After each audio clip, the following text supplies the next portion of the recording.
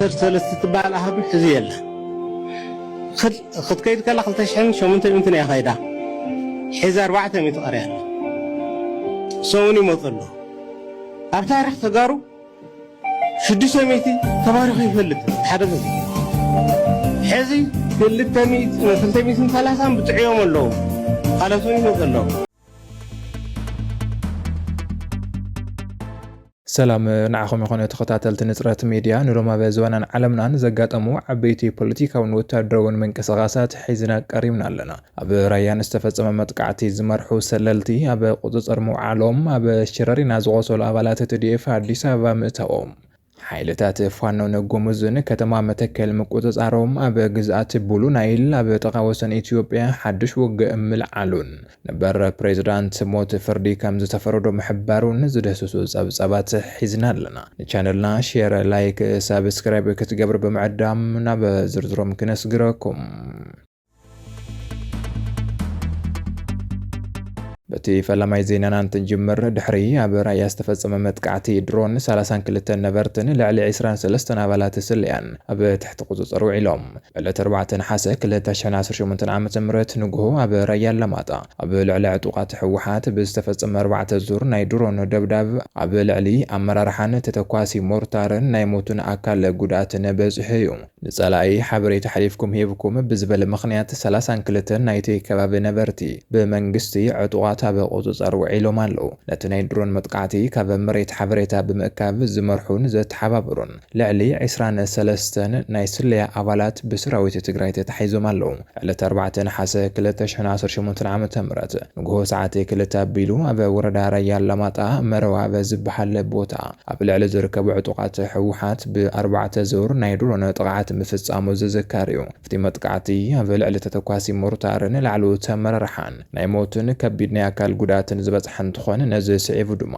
ንጸላይ ሓበሬታ ሓሊፍኩም ሄብኩም ብዝበለ ምኽንያት 32 ናይቲ ከባቢ ነበርቲ ኣብ ትሕቲ ቁጽጽር ከም ዝወዓሉ ምንጭታት ገሊጾም ብተወሳኺ ነታ በራይ ኣስተኻይደ ደብዳቤ ድሮን ዘተሓባበሩን ካብ መሬት ሓበሬታ ዝእክቡ ዝነበሩን ልዕሊ 23 ናይ ስልያ ኣባላት ብሰራዊት ትግራይ ኣብ ቁጽጽር ከም ዝወዓሉ ዝረኸብናይ ሓበሬታ ኣመልኪቱ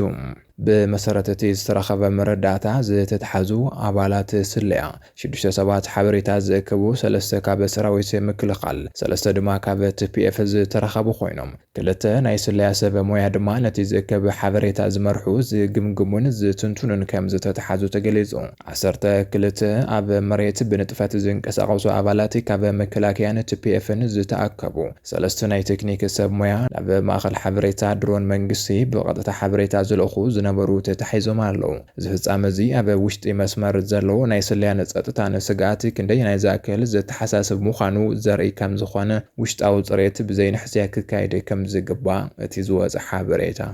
የመላኽትም اب شررنا زغوسولا ابالات ارمي 13 باوروبلان ناب هوسبيتال طور حيلوچ توسيدوم حكم ناي ግበረሎም ከም ዘሎ ጀነራል ወዳን ጥሮ ገሊጾም ሰራዊት መከላኸል ኢትዮጵያ በከባቢ ሸረሪና በዚ ተኻይዶ ወግ ዘወሰሉ አባላት አርሚ 13 ሰራዊት ትግራይ በአውሮፕላን ናብ አዲስ አበባ ሆስፒታል ጦር ኃይሎች በመታው ህጹጽ ሕክምናው ክንክን ይግበረሎም አለው ዋና አዛዚ ኃይል ሰላም ትግራይ ጀነራል ወዳን ጥሮ እቲ ስጉምቲ ናይቲ ሰራዊት ልዑል ሰብአውነትን ወታደራው مويا سنة مقبارن زرع مخانو قليزو لون اتو مزغوصلو تواقعاتي هزوصون لعولن حكمنا وكنكن نخرخبو بمحساب بلعول تنقاغي بأوروبلان نابوانا ماخل حكمنا وتادراتي كمز تقعزو تحبير لون بمسرت نيتوانا عزازي حيل سلام تقراي اب معراب تقراي اب كباب شررين اب استخايد وج زقسلو ناي حوحات ارمي 13 عطوقات بسراويت مكلخال اثيوبيا باوروبلان تزعينهم ناب اديس ابا زركب لعلواي هوسبيتال طور حيلوچنا تبالنا بزفلت اتيوم كم زلو غليصوم زي سقمت زي علم لخاونا وج حقتاتن سواو متكلاتن بزحلو منجدي زفصم مخانو ونتغليص زلوم وسيخونا بتاريخ تግራይ ኣብ ሓደ ዓውዶ ኩናት ልዕሊ 600 ተጋሩ ተማሪኾም ኣይፈልጡን ዝበለን ትኾን ኣብዚ ሕወሓት ዝመርሖ ኩናት ዝሳተፉ ዘለዉ ሰራዊት ዘይኣምኑሉ ከም ዝኾኑ ገሊጹሎም ሰራዊት ናጽነት ቤንሻንጉል ጉሙዝ ከተማ ግልገል በለስ ከም ዝተቆጻጸረ እንትገልጽ በመሕዳር ዞባ መተከል በወገኑ ኃይልታት ፋኖ ጉሙዝን ከተማ ግልገል በለስን ምቁጽጻር ዝገበርዎ ፈተነ ከም ዝፈሸለ ሓቢሩሎ ሰራዊት ናጽነት ቤንሻንጉል ጉሙዝ ብዝወሰዶ ዝተጸንዐ መጥቃዕቲ ዋና ከተማ ዞባ መተከል ዝኾነት ግልገል በለስ ከም ዝተቆጻጸረ አፍሊጦ ሰራዊት ኢትዮጵያ ብዝኸፈቶ ናይ ከበርተ ጽዋር ደብዳቤ ድማ በልዕሊ ንጹሃን ዘይቃታት ጉዳት ከም ዘብጽሐት ሓቢሩ ካብ ንጉስ ጀመረ ጽዕጽዕ ወግዕ ሕዝውን ቃጺሉ ከም ዘሎ ነቲ ዝተመዝገበ ዓወት ኣብ መላእ ቤንሻንጉል ጉሙዝ ክቕጽል ምዃኑ ነቲ ሰራዊት አፍሊጦ ካብታ ከተማ ዝተረኸበ ሓበሬታ ከም ዘመላኽቶ ሰራዊት ብልጽግና ብዝፈጸሞ ናይ ከበርተ ጽዋራት ደብዳብ ኣብ ልዕሊ ንጹሃን ዘይቃታት ከቢድ ጉዳት በጽሒሎ ንጉስ ጀመረ ጽዕጽዕ ወግዕ ድማ ሕዝውን ኣብቲ ከባቢ ቃጺሉ ከም ዘሎ ተገሊጹ በመሕዳር ዞባ መተከል ብወገኑ ኃይልታት ፋኖ ጉሙዝን ንከተማ ግልገል በለስ ንምቁጽጻር ገበር ወፈተነ ከም ዝፈሸለ ሓቢሩሎ 5 ነሓሰ 2018 ዓመተ ምህረት ንግሆ ሰዓት 12 ኣቢሉ ኃይልታት ፋኖ ጉሙዝን ብሓባር በመዃን ንከተማ ግልገል በለስን ምቁጽጻር ፈተነ አካይዶም የሚውል በመሕዳር ዞባ መተከል ወታደራዊ ስርሒት ከም ዘይተዓወተን እታ ከተማ ናብ ንብረ ሰላም ከም ዝተመለሰትን አፍሊጡ ኣብ መንሃርያታ ከተማ ብዝተፈጸመ ምፍንዳእ ፈንጂ ናይ 10 ሰባት ህይወት ክሓልፍን ከሎ ቁጽሮም ዘይተወሰነ ተቋዓስቲ ድማ ቆሲሎም ኣብ ሆስፒታል ፓዊ ሕክምና ይግበረሎም ከም ዘሎ ተገሊጹ ኣብ ግዛት ብሉ ናይል ኣብ ጥቓ ወሰን ኢትዮጵያ ሓድሽ ወግዕ ተላዒሉ ቅድሚ ሓደ ወርሒ ካብ ስትራቴጂካዊት ከተማ ኩርሙክ ዝተኣለ ዕጡቕ ሓይሊ RSF ኣብ ልዕሊ ሰራዊት ሱዳን ሓድሽ ናይ ምላሽ መጥቃዕቲ ከፊቱ ነዚ ስዒቡ ኣብዚ እዋን እዚ ኣብ መንጎ ክልቲኦም ወገናት ከቢድን ጽዕጽዕን ወግዕ ይካየድ ከም ዘሎ ተፈሊጡ ኣብዚ ቀጠና ናይ ሕወሓት ወታደራዊ ኣሃዱታት ምስ ሰራዊት ጀነራል አልቡርሃን ብምስላፍ ይዋግኡ ከም ዘለው ተሓቢሩ ቅድሚ ሓደ ወርሒ ኣቢሉ ሰራዊት ሱዳን ስትራቴጂካዊት ከተማ ኩርሙክ ክቆጻጸር እንከሎ ናይቲ ከባቢ ናይ ህጹጽ ረድኤት ሓይሊ RSF ዕጡቃቱ ናብ ድሕሪት አንሰሕቦም ከም ዝነበሩ ዝዝከርዩ ሎሚ ኣብ ዝወጽ ሓበሬታ ግን ኣብ ውግእ ሸረሪና ተሳቲፉ ብምባል ዝኸሰስ ዘሎ ዕጡቕ ሓይሊ RSF ኣብ ልዕሊ ሰራዊት ሱዳን ሓድሽ ናይ ምላሽ መጥቃዕቲ ብምኽፋቱ ኣብ ዝዋን ኣብቲ ከባቢ ከቢድ ውግእ ይካየድሎም ኣብዚ ኣብ ወሰን ኢትዮጵያን ሱዳንን ዝርከብ ናይ ብሉ ናይል ቀጠና ናይ ሕወሓት ወታደራዊ ኣሃዱታት ኣብ ጎኒ ሰራዊት ጀነራል አልቡርሃን ብምስላፍ ይዋግኡ ምህላዎም እቲ ዝወጽ ሓበሬታ ወሲኹ የመልክት ሰራዊት ኢትዮጵያ ድሕሪ ኣስታት 12 ዓመት ካብ ቡርካባ ሶማልያ ወፂኡ ኣብ ትሕቲ ተልእኾ ሕብረት ኣፍሪካ በሶማልያ ከገልግሉ ዝጸንሑ ወታደራት ኢትዮጵያ ካብ ቡርካባ እናተባሃለት ኣብ ዞባ ባይ ሶማል እትርከብ ሓውሲ ከተማ ወፂኦም ሰራዊት ኢትዮጵያ ካብ 2014 ኣቆጻጽራ ኣውሮፓውያን ጀሚሩ እዩ ኣብታ ከተማ ከም ኣካል ሓይልታት ሕብረት ኣፍሪካ ኮይኑ ዓሪዱ ጸኒሑ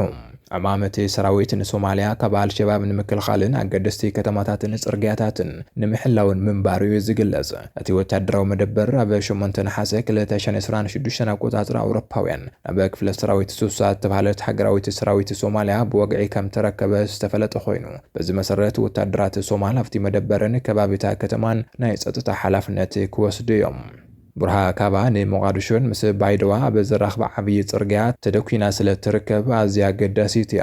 አልሸባብ አበ ከባብታታ ከተማ ንጦፈ በመዃኑ ጸጥታታ ከተማን ከባቢያን አገዳስ መዃኑ ተሐቢሩ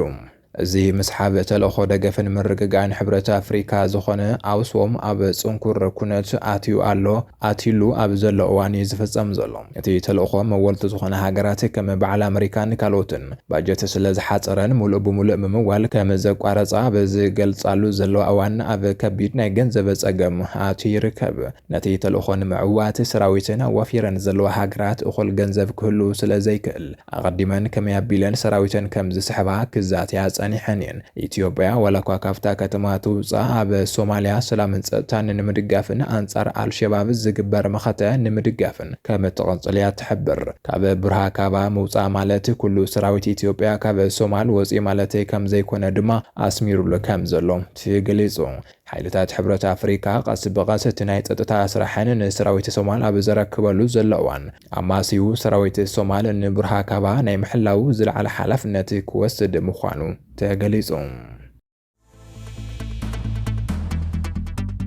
በመወዳእታ ነበር ፕሬዝዳንት ሶርያ በሽር አልአሳድ ብሞት ክቐጽዑ ተፈሪድዎም። ቤት ፍርዲ ሶርያ ን14 ዓመታት ኣብ ዝተኻየደ ኩናት ሕድሕድ ገበነ ኩናትን ገበና አንጻር ሰብኣውነትን ፈጺሞም ብምባል ኣብ ልዕሊ ካብ ስልጣን ዝተባረሩ ፕሬዝዳንት በሽር አልአሳድ ኣብ ዘየለውሉ ናይ ሞት ፍርዲ መሓላሊፎም። ናይ ቀረባ ዘመድ አሳድ ዝኾነ ኣታፍ ናጂብ እውን ኣብ ከተማ ዳራ ንዝተኻየደ ደም መፋሰሲ መጥቃዕቲ ብምምርሑ ኣብ ቅድሚ ቤት ፍርዲ ተገቲሩ ናይ ሞት ፍርዲ ተበይንዎሎ። ኣሳድ ተቃወምቲ ንደማስቆ ምስ ተቆጻጸርዋ ናብ ሞስኮ ዝሃደመ እንትኾኑ ኣታፍ ናጂብ ግን ብተቃወምቲ ተታሒዙ ኣብ ትሕቲ ቁጽጽር ይርከብ።